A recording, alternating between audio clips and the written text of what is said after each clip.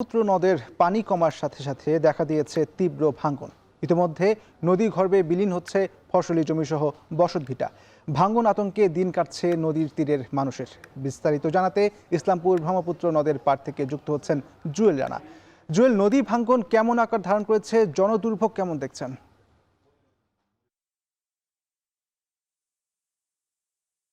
ইশতিয়াক, গত 15 দিন থেকে ব্রহ্মপুত্র নদীর ভাঙন দেখা দিচ্ছে। বলা চলে নদের পানি কমার শুরুর সাথে সাথে কিন্তু ভাঙন আকারটা আরো তীব্র ধারণ করেছে। তার কি বলা চলে যে এই মুহূর্তে নদীর যে দুই তীরের যে মানুষজন রয়েছে তারা কিন্তু একটি দুর্ভোগের শিকার হচ্ছে। তারা তড়িঘড়ি করে তাদের যে বসত ভিটা, ফসলি জমি, গবাদি পশু তারা সরিয়ে অন্যত্র তারা নিয়ে যাচ্ছে। পাশাপাশি উঁচু স্থানে তারা কিন্তু এই মুহূর্তে আশ্রয় নিচ্ছে। ইতিমধ্যে ইসলামপুর উপজেলা প্রশাসনের যে নির্বাহী কর্মকর্তা আছে তিনি কিন্তু ঘটনাস্থল পরিদর্শন করেছে। তাদেরকে পুনর্বাসনের জন্য কিন্তু একটি প্রতিশ্রুতি দিয়েছে। পাশাপাশি জামালপুর পানি উন্নয়ন বোর্ডের যে প্রধান নির্বাহী কর্মকর্তা রয়েছে তিনিও ঘটনাস্থল পরিদর্শন করছে। ইতিমধ্যে জরুরি ভিত্তিতে কিন্তু ইসলামপুরের লক্ষ্মীরপুর, পিরোজপুর, ডিগ্রিচর এলাকায় কিন্তু তারা ইমার্জেন্সি জিও ব্যাগ ডাম্পিং তারা শুরু করেছে। তবে সেটি প্রয়োজনের তুলনায় খুবই অপ্রতুল বলা চলে। স্থানীয়দের দাবি হচ্ছে যেহেতু ব্রহ্মপুত্র নদ গত 2 যুগ ধরে এই এলাকায় ভাঙন তীব্র আকারে চলছে।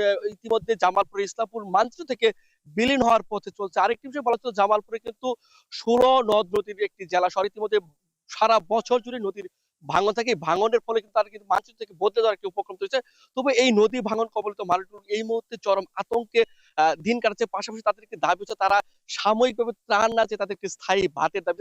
স্থায়ী একটি বাঁধ হলে এই ব্রহ্মপুত্র নদের একটি শাসন হবে, তাদের ফসলি জমি রক্ষা হবে। তারা এখানে এই নদী তীরবর্তী তারা কিন্তু বসবাস করে থাকতে পারবে। যেহেতু প্রত্যেক বছর নদী গর্ভে শত শত বিঘা জমি নদী গর্ভে বিলীন হচ্ছে, ফসলি জমি বিলীন হচ্ছে, বসত ভিটা বিলীন হচ্ছে, এখানে তাদের দুর্ভোগের কিন্তু শেষ নেই। আরেকটি বিষয় বলা চলে এই মুহূর্তে ব্রহ্মপুত্র নদ ছাড়াও কিন্তু পার্শ্ববর্তী যে যমুনা যে রয়েছে সেই যমুনা নদীর পানি কমা শুরু হয়েছে। পাশাপাশি সেখানেও কিন্তু তীব্র ভাঙনের খবর আমরা পাচ্ছি। পাশাপাশি জামালপুরের 7টি উপজেলার কিন্তু প্রায় 5টি উপজেলাতে এই মুহূর্তে নদীর ভাঙন চলছে। সব মিলে বলা চলে এই মুহূর্তে জরুরি একটি স্থায়ী টেকসই বাঁধের দাবি জানাচ্ছে স্থানীয়রা। এই ছিল জামালপুর থেকে আমার কাছে নদের ভাঙনের সবশেষ তথ্য, ইশতিয়াক।